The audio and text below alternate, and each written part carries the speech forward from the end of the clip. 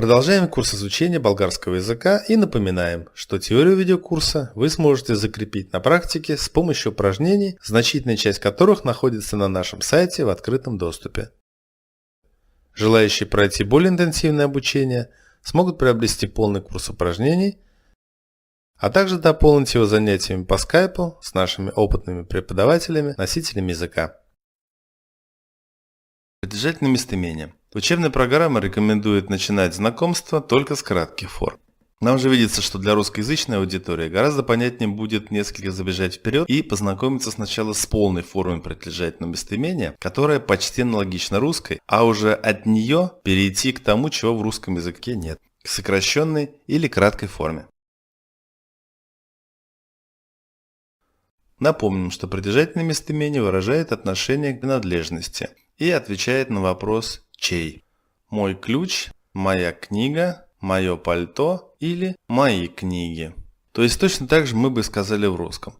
Правда, здесь необходимо применить определенный артикль, потому что речь идет уже о каком-то совершенно понятном моем ключе, моят ключ намасата, о моей книге, моята книга намасата, о моем пальто, моето палто намасата и о конкретных моих книгах на столе. Моите книги са намасата. В принципе, здесь все должно быть понятно, потому что точно такие же местоимения есть и в русском. Но в болгарском есть то, чего нет в русском языке, это краткая форма. Все эти 4 двусложных местоимения можно заменить одним кратким «ми». То есть теперь мы можем сказать «ключът ми намасата», «книгата ми намасата», «палто ми намасата» и «книгите ми са намасата». Также и для других 7 вариантов местоимений. Твой, твоя, твое, твои, ти, негов, негова, негова, негови, му, нейн, нейна, нейно, нейни и наш, наша, наша, наши, ни, ваш, ваша, ваше, ваши, ви, техен, тяхна, техно, техни, им. Рассмотрим примеры. Тя имя приятелька, у нее есть подруга. Ее подругу зовут Светла. Ее значит и приятелката и се казва Светла. Кстати, в литературе обозначение притяжательного местоимения «и» можно встретить в 3 вариациях. С наклоном черты влево, с наклоном черты вправо и галочка, как у «и» краткого.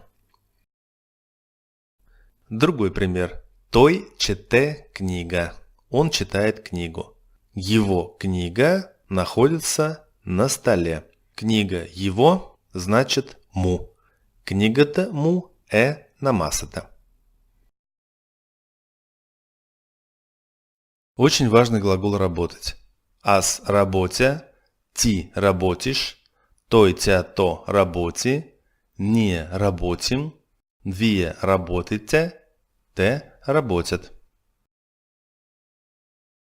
Обратите внимание, что в существительном ударение будет на другой слог. Работа. То есть, исключительно в качестве учебного примера и предварительно изменившись за тавтологию, мы можем сказать «Аз работя работата си». Я работаю свою работу. Кстати, обратите внимание на «си». Это краткая форма местоимения «своя». Своя работа. Иными словами, «си» – это краткая форма сразу 4 возвратно-притяжательных местоимений. Свой, своя, свое, свои. Наше очередное занятие подошло к концу. Надеемся, оно было полезным и познавательным. Смотрите видео и закрепляйте знания с помощью упражнений на нашем сайте strangeschool.com. До встречи на новых занятиях. Успешен день! До виждане!